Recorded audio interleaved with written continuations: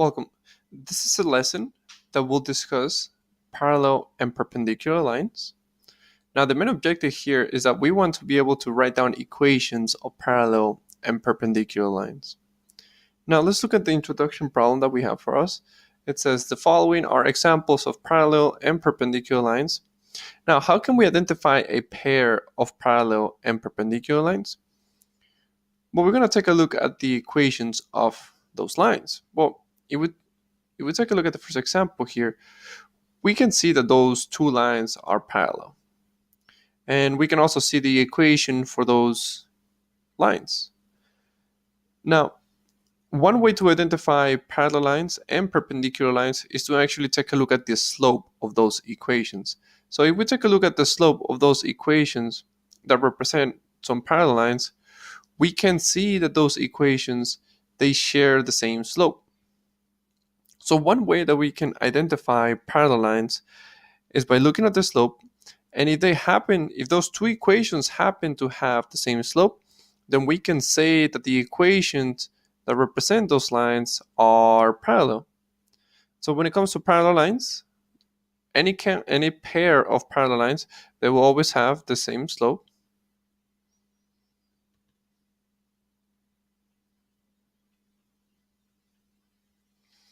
Now, if we take a look at the perpendicular lines, notice that the first equation represents this blue line, the second equation represents this red line.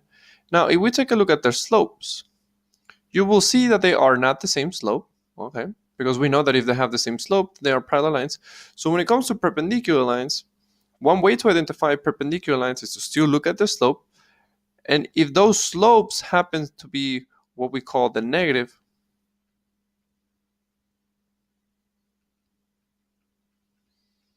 reciprocal, if those slopes happen to be a negative reciprocal of each other, then we know that those equations will represent a pair of perpendicular lines. Now, what's a negative reciprocal? Let's just take in consideration the slope of 3. The negative of 3 is negative 3, and the reciprocal of negative 3 is 1/3. So this is what we call the negative reciprocal. And notice that's actually the slope of those two equations. We have the number, the negative is just you put a negative in front of it, and then you take the reciprocal of the second number, and this is what we call the negative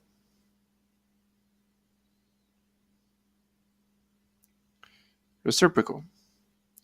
So now we have some tools to actually identify parallel and perpendicular lines, because if we want to look into parallel lines, the equations that represent those lines must have the same slope, and for perpendicular lines, the equations that will represent those perpendicular lines must have a negative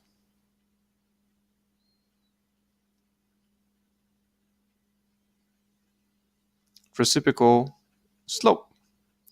Okay, so now we have some tools that we can use to identify parallel and perpendicular lines. Now we continue on our lesson in here. Let's take a pause and let's actually review something real quick, which is there are different ways to write linear equations. The first way that we can write a linear equation is what we call the slope-intercept form, which you might have already seen before, which is the traditional y equals mx plus b. Now we can use this form. When we know the slope, and notice that the variable that we use for slope is always m, and when we have the y-intercept, which we can represent it by using letter b. So we can write linear equations as what we call the slope-intercept form, or we could also write linear equations using the point-slope form, which this is a slope point form, or this point-slope form, y minus y1 equals m x minus x1, where m is still the slope of the equation, and x1 and y1 are just a point in the line. So notice that we have two tools that we can use to represent any kind of linear equations. We can represent linear equations using the slope form, the slope-intercept form, or we can write equations using the point-slope form. Okay, so how can we connect all this information together? Well, let's take a look at the following example. It says, write the slope-intercept form of the equation of the line described. Well, let's actually try to understand what they're asking us here. we want to be, so we've been given an equation, y equals x plus 4. We want to write down an equation that is parallel to this equation, and it also passes through the point of 2, 2. Well, according to the introduction problem, we know that if we want to write down an equation that is parallel to this, they must have the same slope. So by looking at this equation, we can see that the slope, it's equivalent to 1, because if we take a look at the slope-intercept form, n is always in front of x, so in this case, the slope will be 1. So now we know that the slope of a parallel line must have 1, and we also know that it passes through the point. It must pass the point 2, 2. Now let's see what we have so far. We have the slope of our new equation, and we also have the point of our new equation. So if we take a look at the forms that we can use to write linear equations, in this case, we're going to use the point-slope form. Because for the point-slope form, we can use this equation when we know the slope and when we don't, and when we know an actual coordinate point. But we know the slope, knowing that the equation must be parallel, they must have the same slope. And we also have a coordinate point. So let's just put it all together and let's write down our new equation. So the new equation for an equation that is parallel to this must look like y minus y1, which again, if we do have a coordinate point, that's x1 and y1. So it will look into y minus y1, which is a 2, equivalent to m, which I already know that is 1, x minus x1, which I know that is 2. Now let's just simplify this because we want our equation to be represented in slope-intercept form. So let's just simplify this a little bit further. If we distribute the 1, we're going to get an x. If we distribute the 1 more time, we're going to get negative 2. So let's just isolate that y. And now we will have that x, that we will have that equation y equals x. Well, this is a 0, which we can just represent it as y equals x. Now, if we were to graph this equation, and we were to graph this equation, we will see that they will be parallel to each other because they share the same slope, which is just 1. And it just happened to be passing through the point 2, 2. Now, what if we go the other way around? Now, we want to write down an equation that is perpendicular to this equation, and it passes through the point 1, negative 5. Now, let's think about this for a second. If my new equation must be perpendicular, then I know that it must have the negative slope of the original equation.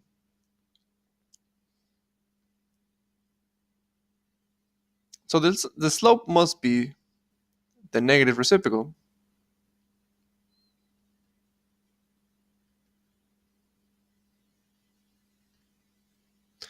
Now the slope of this equation is 1m. So if I take the negative reciprocal of this slope, I will have an equation that is perpendicular to the original. So my new slope, or at least the slope for the equation that I'm going to be writing, is going to be the negative slope. So that's going to be negative 8 over 1, which is just negative 8. So this is the slope of my new equation, which will be perpendicular to what is being given.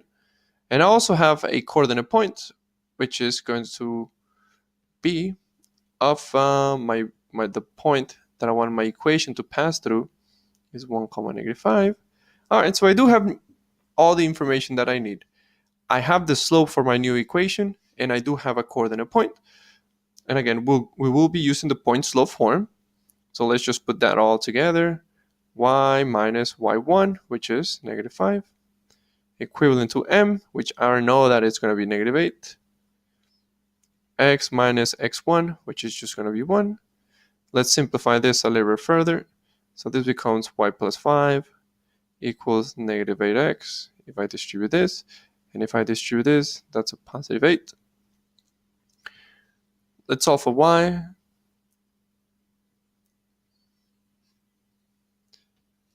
Now this equation, y equals negative 8x plus 13, this new equation is going to be perpendicular to y equals 1/8 x plus 2, and it will also pass through the point 1 comma negative 5. Okay, let's do 2 more examples just to see what other kind of situations we might encounter. Now notice that at least the main idea itself, it is pretty much the same. We want to write down an equation that is perpendicular to this and passes through the point negative 4 comma negative 7. But notice that at least the slope is not that straightforward. We cannot really see the slope right away. So we might have to do some algebra. Because I know that if I want to find a new equation that is perpendicular to this, I need to take a look at the slope.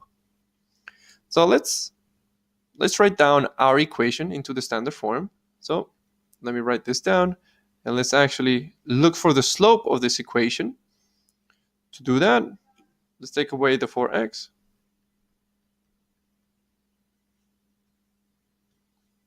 Okay, 7y. Now we're going to get negative 4x plus 3. Let's solve for y.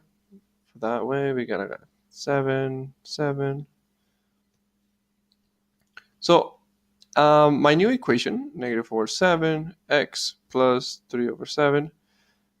Notice that we have not done anything. We just rewrote the original equation. We have just written the original equation here.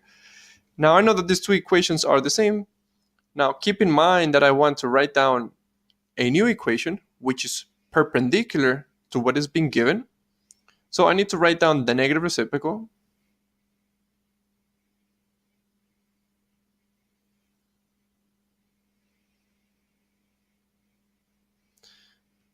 But since I have already written down my equation this way, we can see that the slope is negative 4 over 7.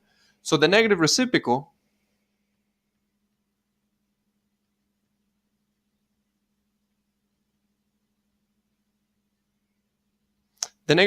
will be positive 7 over 4. So at least I know that my new slope, or at least the slope for the equation that I'm going to be writing, has the slope of 7 over 4. And also another point. I also know a point which is negative 4 comma negative 7. So I have all that I need. I have a slope and I have a point. So let's just write down our new equation. So it's going to have, I'm going to be using,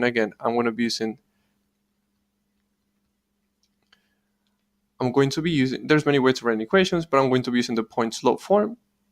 So that's what we have this way. So let's just plug in our knowns. Let's just plug in what I know. So the equation that's going to be perpendicular will have the form of y minus y1, which I know is going to be negative 7, equals m, which is 7 over 4, x minus x1, which is negative 4. Let's just simplify this a little bit further. So that's y plus 7 over 4x. Well, before I do that, let's just keep it simple. We know a minus, that's a plus. Let's just rewrite this. If I distribute the 7 over 4 to both expressions there, I'm going to have negative 7 over 4x. Those 4's will cancel out. So I do have a 7 right here. And then if I want to solve for y, I'm going to have to take away 7 and take away 7 here. So now I have an equation which is going to have the form of 7 over 4x plus 0, which technically we can just rewrite it as 7 over 4x. So now this new equation that we just found, y equals 7 over 4x. If I were to write down this equation in my calculator, and if I were to write down this equation that I have been given initially, I will see that those two equations are perpendiculars, and it will pass through the point negative 4 comma negative 7. Let's just take one more example real quick. Let's just take a look at one more example here. Again, we want to really see what is it that we want to do here. We want to write down an equation that is parallel to this equation, and it also passes through the point 4 comma -5. Okay, it's not easy to see what the slope is, so let's just do some algebra to identify the slope. Okay, so let me just rewrite this. Let's just rewrite our equation to y equals mx plus b to actually see what the slope is real quick. So in order to do that, let's add 4 on both sides. So now we got 2y equals x plus 10. Let's solve for y. In order to properly do that, I'm going to have to divide everything by 2. So I know that the equation has the form y equals 1/2 of x plus 5. Okay. Since my new equation needs to be parallel, they need to have the same slope. By looking at my equation right here, I can see that the slope is 1/2. So for my new equation, my slope is going to be 1/2, and the point that I'm going to be using is going to be 4 comma -5. This is all I need. I already have a slope, and I know that this slope is going to be equal to the original because they must be parallel, and I already have a point. So using the same format, we're going to be finding our new equation, which is also parallel. So let's just plug in what I know. So again, this is my x1, this is my y1. So this is going to have y minus y1, which is -5, equivalent to m, which is 1/2, x minus x1, which is just 4. Technically, this is my new equation, but let's just write it into the y equals mx plus b form. We got a minus and a minus, so I know that that's a plus. -4. Let's simplify this by distributing the 1/2. So now I have y plus 5 equals, if I distribute this, I get 1/2 of x. And if I distribute this, I get -2. Let's just solve for y. So I gotta subtract 5 to both sides. So finally, I have my equation, 1/2 of x minus 7.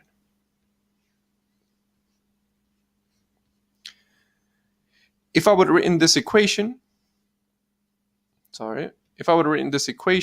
and I would have compared it to the original in here, I will see that these two equations are parallel because they use the same slope.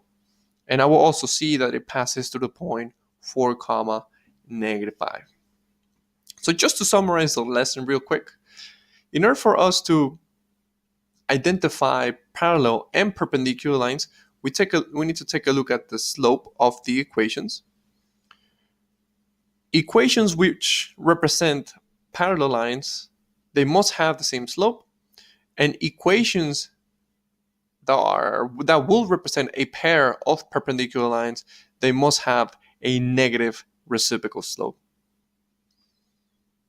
I hope that this was useful, and have a good day.